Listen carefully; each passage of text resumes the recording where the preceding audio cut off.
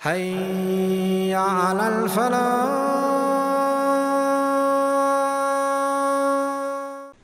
எனவே ஒன்று மிக உறுதியாக சொல்லுகிறேன், இந்த நாட்டுக்கு பிரயோஜனமுள்ள மக்களாக நாங்கள் எங்களை ஆக்கிக் கொள்ளாத வரையில் இந்த நாட்டில் நாங்கள் நெசுக்கப்படுவோம். நாங்கள் நெசுக்கப்படுவோம். ஏன் தேவையில்லை? பிரயோஜனம் இல்லாதவர்கள், உதவாக்கரை இருக்கிறார்கள். வளங்களை சாப்பிட்டு விட்டு அப்படியே முடித்து விடுவார்கள், வளங்களை அனுபவித்து விட்டு முடித்து விடுவார்கள். இது நான் சும்மா சொல்ல இல்லை உங்களுக்கு. இது ஒன்று நான் நீங்க நினைக்க வேண்டாம் இதெல்லாம் இவருக்கு கொட்டது சொல்றார் என்று சொல்லி. இது ஒரு ரிசர்ச் டாக்குமெண்ட். இது அட்டுல் கமா இன்சிடென்ட் நடந்ததுக்கு பிறகு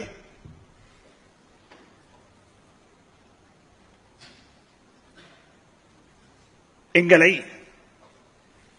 ஒரு group intellectuals, professionals, business people, உலமாக்கல் என்று சொல்லி இருக்கக்கூடிய ஒரு போரம்ல மாற்று மதத்தை சார்ந்த சில முக்கியமான சில சகோதரர்கள் ஒரு நாள் இரவு 11:30 மணிக்கு பிறகு சந்தித்தார்கள். இரவு நேரம். ஏன்னா அவர்களுக்கு பயம் எங்களை சந்திப்பதற்கு. பிரச்சனை எங்க தலைக்கு மேல போய்கொண்டிருக்கிற நேரம். அவர்கள் சந்தித்து சொன்னார்கள், இந்த பிரச்சனையை நீங்கள் லேசா பார்க்க வேண்டாம். இது ஒரு ஊருக்கு அடிச்ச பிரச்சனையாக இந்த பிரச்சனையை நீங்க என்ன செய்ய வேண்டாம், அணுக வேண்டாம்.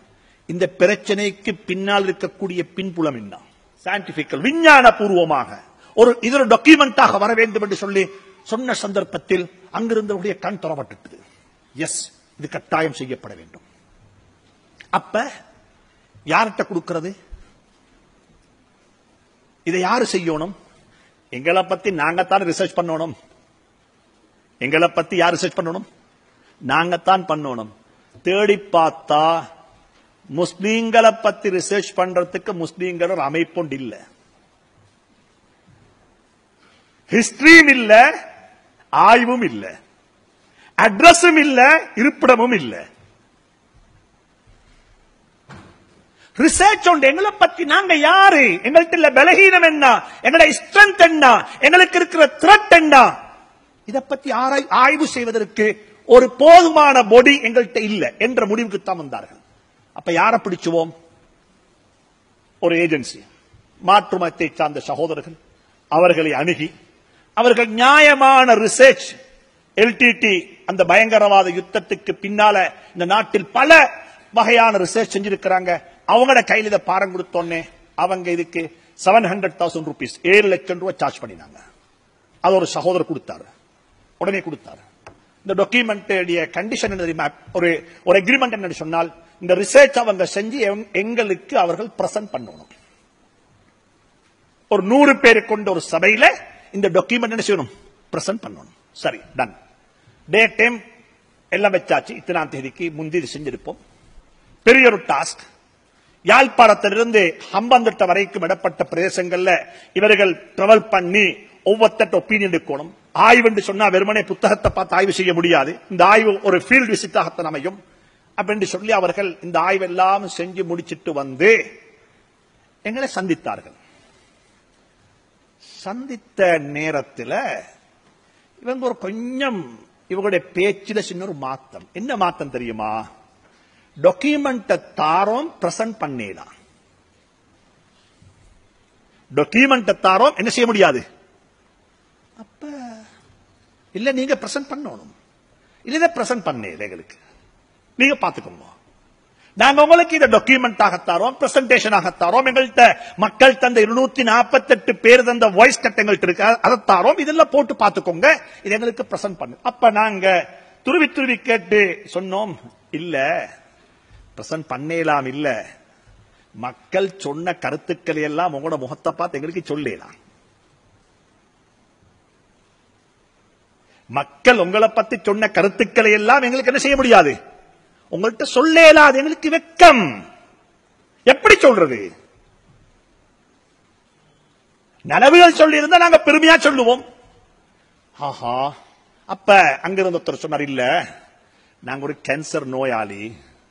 டாக்டர் வந்து நோயாளியை பார்த்து, என்ன உனக்கு கேன்சர் அழுக வரத்தான் செய்யும், அதுக்காக வேண்டி உனக்கு தலைவலி வைத்தியம் செய்ய இயலாது, என்ன சொல்லணும், கேன்சர் என்று சொல்லித்தான் நீ சொல்லுவாப்பான்னு சொல்லி அவரை நிர்பந்தித்ததுக்கு பிறகு கதிர்காமர் இன்ஸ்டிடியூஷன்ல அந்த இன்ஸ்டிடியூட்ல ஒரு 100 பேர் கொண்ட ஒரு சபையில பிரசன்டேஷன் ஆரம்பிச்சாங்க. இந்த பிரசன்டேஷன்ல அவங்க சொல்லக்கூடிய கருத்துக்கள், மாற்று மதத்தை சார்ந்த சகோதரர்கள் சொல்லக்கூடிய கருத்துக்கள், பல்கலைக்கழகம் தொட்டு பள்ளிக்கூடம் வரைக்கும் முஸ்லீம்கள் யார், முஸ்லீம்களுடைய மனோநிலை என்ன, அதுல முதலாவது பாயிண்ட் என்ன தெரியுமா? அவர்கள் சொன்ன கருத்துல முதலாவது பாயிண்ட், முஸ்லீம்கள் இன்னும் நினைச்சு கொண்டிருக்கிறாங்க இந்த நாட்டுக்கு நாங்க விருந்தாளிகள். இந்த நாட்டில் நாங்க யாரு? நாங்க யாரு? விருந்தாளிகள். என்ன அர்த்தம் அப்படின்னா, நீங்க எல்லாம் எங்களுக்கு செலவழிச்சோட நாங்க ஒண்ணு செலவழிக்க மாட்டோம். எங்களுக்கு எல்லா ரைட்ஸும் இருக்குது, எங்களுக்கு எல்லாம் நீங்க தரோம், நாங்க பில் கட்ட மாட்டோம். விருந்தாளிகளாக வாழ்ந்துட்டு போறோம். எங்களுக்கு இந்த தேசிய கீதம், இந்த நாட்டுக்கொடி, இந்த நாட்டுப்பற்று, இந்த நேஷனல் டே, வேற என்ன இருக்குது, இந்த டெங்கு ஒழிப்பு என்ன வந்தாலும் அது எங்களுக்கு பிரச்சனை இல்லாது நீங்க செய்யுங்க, நாங்க விருந்தாளிகள். இது ஒரு கண்ணோட்டம். இதுக்கு போட்டு காட்டினாங்க வாய்ஸ் எல்லாம். நேஷனல் எந்த ஒரு இஷ்யூலையும் முஸ்லிம்கள் பங்கெடுக்கிறது. முஸ்லிம்களுடைய பங்களிப்பு ரொம்ப குறைவாக இருக்கும். உண்டு. இரண்டாவது சொல்றாங்க, சுப்ஹானல்லாஹ், மக்களுடைய அப்சர்வேஷன், மக்களுடைய பார்வை. இரண்டாவது சொல்றாங்க, சுயநலவாதிகள். தண்ட வேலையை எப்படி சாதிச்சுக் கொள்ளணும் என்றது நல்லா தெரியும். கியூல நிக்க மாட்டாங்க.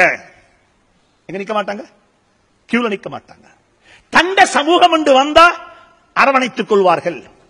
அப்படி சொல்லி போட்டு ஒரு டாக்டர் ஒருத்தர் கொடுத்த ஒரு சிசிடி கேமரால கொடுத்த ஒரு பிலிமை போட்டு காட்டினாங்க. என்ன மன்னிச்சுங்க சொல்றதுக்கு. ஒரு சகோதரி உட்கார்ந்து இருக்கிறா ஒரு ஹாஸ்பிட்டல் ஓபிடியில ஒரு டெஸ்க்ல. அவ கொஞ்சம் காலை விரிச்சு போட்டு உட்கார்ந்து இருக்கிற. இங்களையும் 2 இன்ச்சு இருக்குது, இங்களே 2 இன்ச்சு இருக்குது. அவ உட்கார்ந்து இருக்கிற 8 இன்ச்சில. அப்ப கொஞ்சம் இங்குத்தானே இந்த வாழ்க்கை அவ உட்கார்ந்து கொண்டு முன்னுக்கு மக்கள் நிக்கிறாங்க. இவ பாக்குறா இல்ல, இவ கீழுத்தான் பார்த்து கொண்டிருக்கா. இப்படி கீழுக்கு பார்த்து கொண்டு இருக்கிறான். அப்ப எத்தனையோ பேர் கையில புள்ளைய வச்சுக்கொண்டு கையில சுமந்து கொண்டு அப்படி சும்மா நிக்கிறாங்க. எல்லாரும் இங்க பாக்குறாங்க, யாரும் கேட்கறாங்க. இவவும் நல்லா விரிச்சு உட்கார்ந்து இருக்கிற. இங்களை கொஞ்சம் இடம் இருக்குது. அப்படி இருக்கக்குள்ள இன்னும் ஒரு அபாயா போட்ட பொம்புல வந்தா. அவ கூப்பிட்டு இங்கிட்டாவி யாருக்கு இடத்த கொடுத்தான்? இந்த டாக்டர் இதை துண்டெடுத்து யாரை கொடுத்தீங்க? இதுதான் இந்த சமூகம். இதுதான் இந்த சமூகம். எங்களை இப்படி எல்லாம் அப்சர்வ் பண்றாங்க. அவங்க பார்க்கிறது சரி, பிழை அல்ல, பார்க்கத்தான் வேணும்.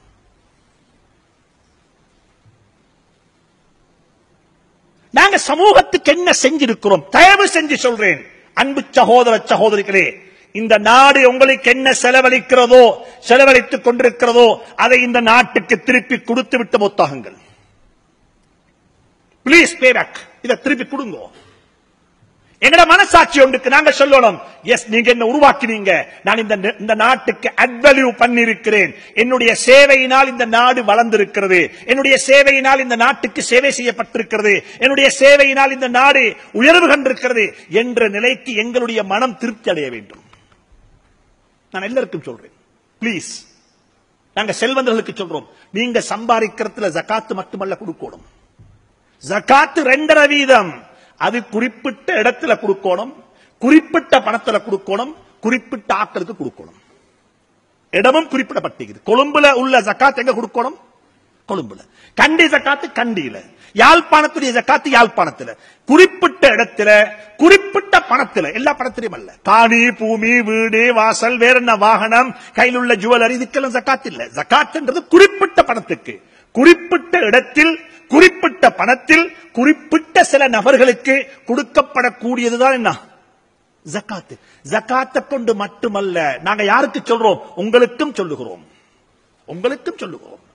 கொடுக்கிறன்றது பணக்காரர் மட்டுமல்ல, ஏழையும் கொடுக்கணும். ஏழையும் கொடுக்கணும். கொடுப்போம், இருக்கிறதை கொடுப்போம், வளர்ப்போம், அல்லாஹ் வளர்ப்பான்.